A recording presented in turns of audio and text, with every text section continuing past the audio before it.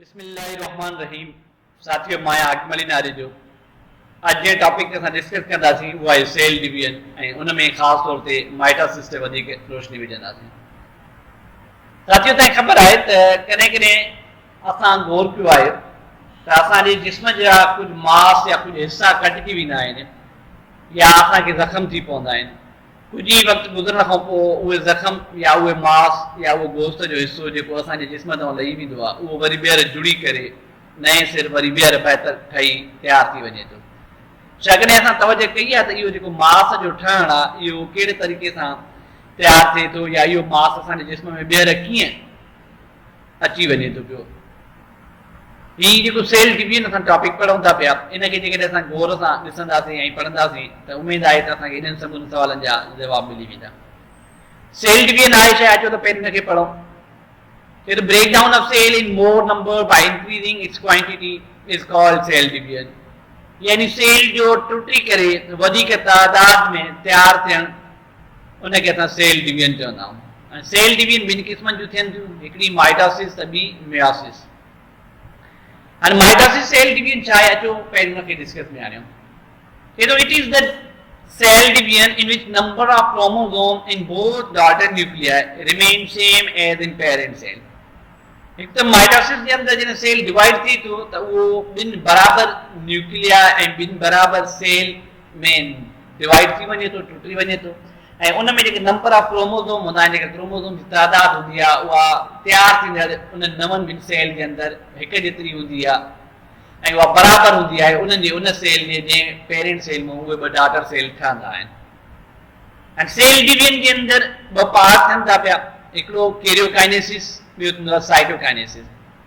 हाणे कैरियोकाइनेसिस जॾहिं असां वर्ड ॾिसूं था, इन में वर्ड कैरियो इन जी जेका लिंक आहे या डेरिवेशन आहे उहा आहे कैरियन मां वरितल ऐं कैरियन लफ़्ज़ जी माना आहे न्यूक्लियस। जॾहिं त काइनेसिस लफ़्ज़ जेको आहे इन जी माना आहे ब्रेक डाउन यानी टुटणु। जेकॾहिं असां आसान लफ़्ज़नि में ईअं चऊं त न्यूक्लियस जो टुटणु उनखे असां कैरियोकाइनेसिस चवंदासीं। The division of nucleus and nucleoplasm is called karyokinesis. ॾिसो जेके असां हाणे इन वर्ड जी टर्मिनोलॉजी मां जेका वस्प कढी थी साॻी ॻाल्हि हिते बीहे थी पई त न्यूक्लियस जो ऐं उन जे न्यूक्लियोप्लाज़म जो टुटणु उनखे असां कैरियोकाइनेसिस चवंदासीं। In karyokinesis nucleus is divided into two daughter nuclei. हिन में जेके उन्हनि जूं तयारु थींदड़ न्यूक्लियस हूंदियूं आहिनि उहे ॿई बराबरि हूंदियूं आहिनि पंहिंजे पेरेंट सेल जे ऐं उन में ॿ न्यूक्लिया तयारु थी वञनि था पिया। जॾहिं न्यूक्लियस वर्क डिवाइड थी करे कंप्लीट थी थो वञे उन खां पोइ साइटोकाइनेसिस स्टार्ट थिए थो पियो।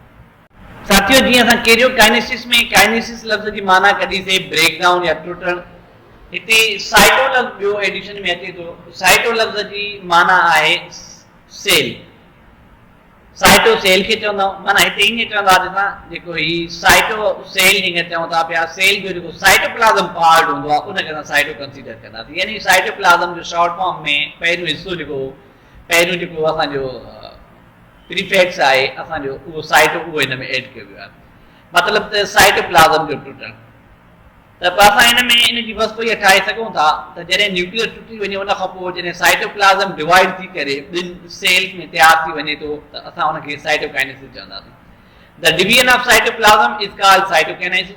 It begins at the last stage of the nuclear division. माना जॾहिं न्यूक्लियस डिवाइड थी करे टुटी वञे थो उन जे आख़िरी मरहले खां पोइ असांजो सेल जो डिवाइड थियणु स्टार्ट थिए थो।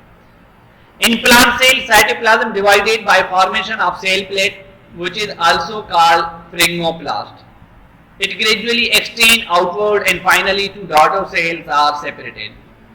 जेके प्लांट सेल हूंदा आहिनि उन्हनि जे अंदरि जीअं हिकिड़ी प्लेट वॾी थी करे ॿिनि हिसनि में डिवाइड थिए ऐं टुटे, अहिड़े ई तरह सां हिन प्लांट सेल जे अंदरि जेका काइनेसिस हूंदी आहे, जेका डिवीजन हूंदी आहे उहा ॿिनि डॉटर सेल्स में फ्रिग्मोप्लास्ट मैकेनिज्म जे ज़रिए तयारु थिए थी पई।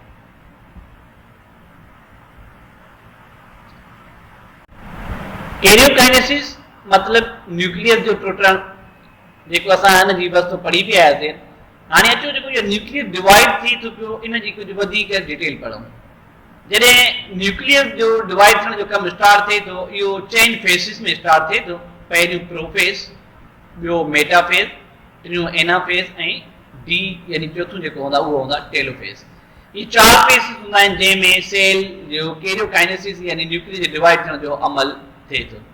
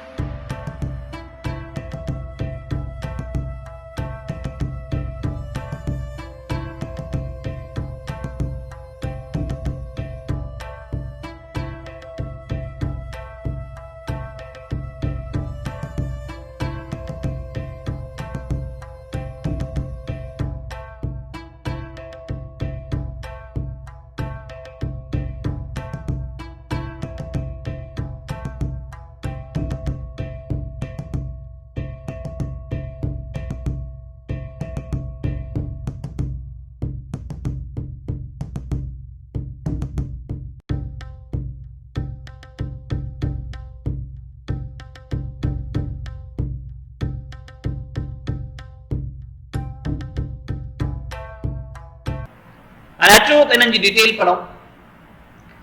प्रोफेज जेकी असां सेल डिवीजन जो ख़ासि तौर ते कैरियोकाइनेसिस में पहिरियों मरहलो चऊं था पिया, हिन फेज़ जे अंदरि क्रोमोसोम जेके हूंदा आहिनि उहे क्वाइल शेप में थियण शुरू थी वेंदा आहिनि, स्टार्ट थींदा आहिनि ऐं उन्हनि जी लेंथ जेका हूंदी आहे, जेका ड्रैग हूंदी आहे उहा घटिजी वेंदी आहे, जॾहिं त उनजी जेका थोल हूंदी आहे उहा वधी वेंदी आहे। इन मां असां इहो मक़सदु कढी सघूं था त जेके उहे क्रोमोसोम हूंदा आहिनि उहे नंढा थी वेंदा आहिनि ऐं थुल्हा थी वेंदा आहिनि। इन प्रोसेस खे असां चवंदा आहियूं कंडेंसेशन प्रोसेस। हिन में माइक्रोट्यूब्यूल जेके हूंदा आहिनि उहे स्पिंडल जेके हूंदा आहिनि हिकिड़ा फाइबर या धागनि जे टाइप में कंपोनेंट या इन सम्झो नंढियूं रसियुनि मां शेप जूं कुझु शयूं तयारु कंदा आहिनि।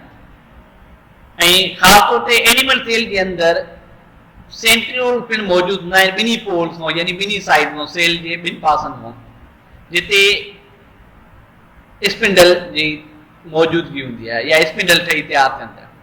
हर हिकु सेंट्रियोल जेको हूंदो आहे उहो स्मॉल माइक्रोट्यूब्यूल्स या धागे या फाइबर्स में ठहे थो पियो ऐं तयारु थिए थो, जेको स्टार शेप एस्टर वांगुरु तयारु थी वेंदो आहे, यानी हिकिड़े सितारे नुमा एस्टर जो हिकिड़ो शेप या शिकिल तयारु कंदो आहे। न्यूक्लियर मेम्ब्रेन डिवाइड थींदी आहे, माना जेका न्यूक्लियर जी मेम्ब्रेन हूंदी आहे उहा टुटणु शुरू कंदी आहे ऐं उन खां पोइ जेको न्यूक्लियस हूंदो आहे यानी जेको न्यूक्लियस जो मेम्ब्रेन जो जेको पार्ट हूंदो आहे ऐं उनजो जेको कंपोनेंट हूंदो आहे उहो फेस जेको हूंदो आहे उहो गायब थी वेंदो आहे ऐं क्रोमोसोम स्केटर्ड थींदा आहिनि उन्हनि स्पिंडल फाइबर सां गॾु, यानी उन्हनि सां कनेक्ट थियण या उन्हनि सां लिंक थियण जी स्टार्टिंग कंदा आहिनि। हर हिकु क्रोमोसोम ॿिनि साॻे क़िस्म जे धागनि ते मुश्तमिल हूंदो आहे जीअं क्रोमेटिड जी शिकिल इख्तियार करे वञनि ऐं उहे क्रोमेटिड जेके हूंदा आहिनि उहे गॾिजी पवंदा आहिनि ऐं अहिड़े तरह सां उहे गॾिजी पवंदा आहिनि त जीअं उन्हनि जो जेको विच वारो गंढण वारो पार्ट सेंट्रोमियर जी शिकिल इख्तियार करे वञे। हाणे सेंट्रोमियर जी शिकिल कीअं आहे उहो अॻिते असां हिकिड़ो ऑडियो एनिमेशन पार्ट ॾिसूं था पिया जंहिंमें तव्हांखे ॿुधायूं था पिया त उहो कीअं ॿिनि क्रोमेटिड खे हिक विच वारे हिसे वटि कनेक्ट करे थो पियो। ॿियो हिसो थींदो आहे मेटाफेज।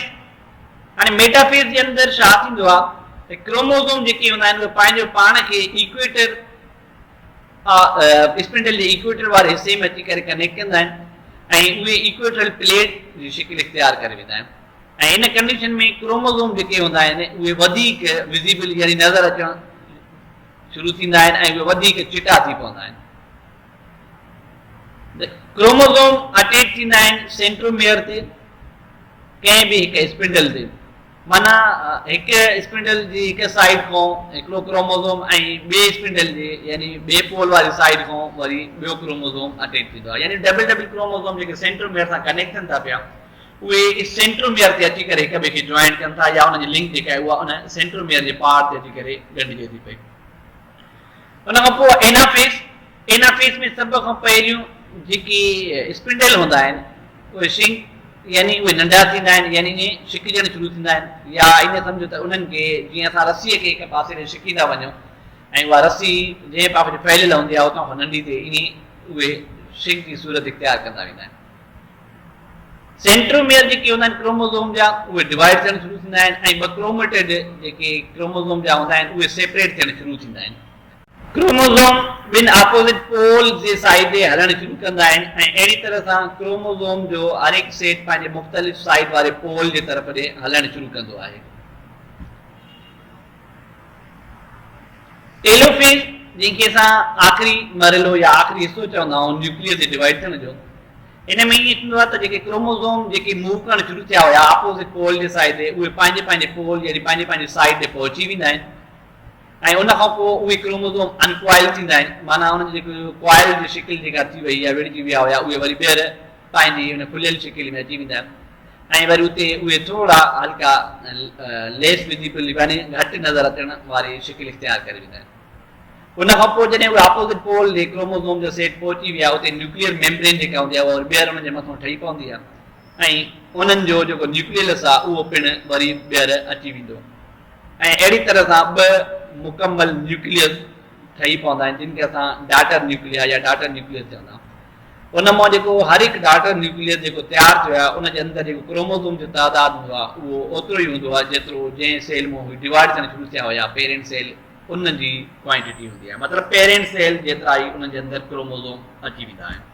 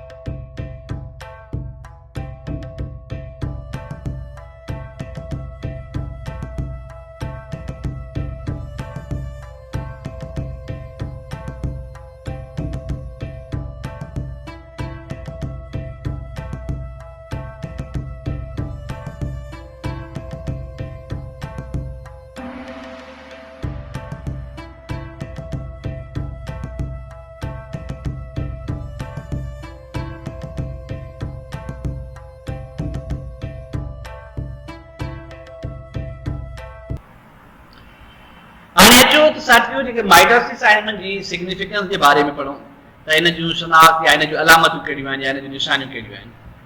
माइटोसिस जेके बि सोमेटिक सेल्स हूंदा आहिनि, माना जेके असांजा मूल थींदड़ या असांजे जिस्म जे अंदरि जेके चुरपुर कंदड़ सेल आहिनि उन समूरनि सेल में थिए थी पई ऐं हिन जे अंदरि जेके डाटर सेल्स हूंदा आहिनि उहे ॿ तयारु थींदा आहिनि ऐं उन ॿिन्ही डाटर सेल जे अंदरि जेके नंबर ऑफ क्रोमोज़ोम हूंदा आहिनि उहे बराबरि हूंदा आहिनि ऐं अहिड़े तरह सां जेके बि असांजी बॉडी जा जिस्म जा उज़वा आहिनि उन्हनि जे अंदरि जेका क्रोमोज़ोम जी क्वांटिटी आहे उहा सभिनी में बराबरि हूंदी आहे।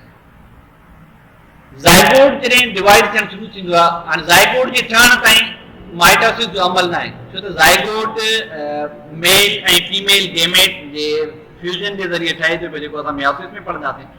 पर जॾहिं ज़ाइगोट तयारु थी वेंदो आहे उन खां पोइ जॾहिं उहो डिवाइड थी पंहिंजी ग्रोथ शुरू कंदो आहे त उहो माइटोसिस अमल जे ज़रिए कंदो आहे, जंहिंमें एम्ब्रियो तयारु थींदो आहे। हाणे जॾहिं एम्ब्रियो ठही वियो ज़ाइगोट मां त उन खां पोइ उहो एजिंग माना ईअं सम्झो त जेकॾहिं जानवर या एनिमल हूंदो त उनजे आने मां ॿाहिरि निकिरण जी कोशिशि कंदो, ऐं जेकॾहिं मैमल एनिमल हूंदा त उन्हनि जे बर्थ जो अमल शुरू थींदो आहे या ॼमण जो अमल थींदो आहे, ऐं उन्हनि जी माइटासिस कंटिन्यू थींदी आहे, माना माइटासिस जे डिवीजन जो कमु कंटिन्यू हूंदो आहे जेसीं ताईं उहो वॾो हिकिड़ो मुकमल एडल्ट एनिमल या एडल्ट ऑर्गेनिज़म तयारु न थी वञे। माइटासिस जेका हूंदी आहे उहा ग्रोथ ऐं रिपेयरिंग में पिणु कमु कंदी आहे। जॾहिं असांजे जिस्म जा मुख़्तलिफ़ टिशू या जेके ऑर्गन्स हूंदा आहिनि उहे डैमेज थी वञनि त उहे जॾहिं ॿीहर तयारु थियनि था त उहा रिपेयरिंग ऐं जो कमु बि माइटासिस डिवीजन जे ज़रिए थिए थो पियो। या जेके असांजा ज़ख़्म हूंदा आहिनि ऐं ज़ख़्म भरिजी वञनि था पिया या ज़ख़्म ॿीहर असांजे मांस खे सही कवर करे वञनि था पिया, इहो अमल पिणु माइटासिस जे ज़रिए थी वञे थो पियो। साथियो, ही हुयो असांजो माइटासिस सेल डिवीजन जो टॉपिक जेको अॼु असां डिस्कस कयोसीं। उमेद आहे त तव्हांखे सेल डिवीजन ऐं उन में ख़ासि तौर ते माइटासिस सेल डिवीजन सम्झ में अची वई हूंदी। इंशाअल्लाह नेक्स्ट टाइम नेक्स्ट मौज़ू सां गॾु तव्हांजे साम्हूं पेश थींदासीं। तेसिताईं अल्लाह हाफ़िज़।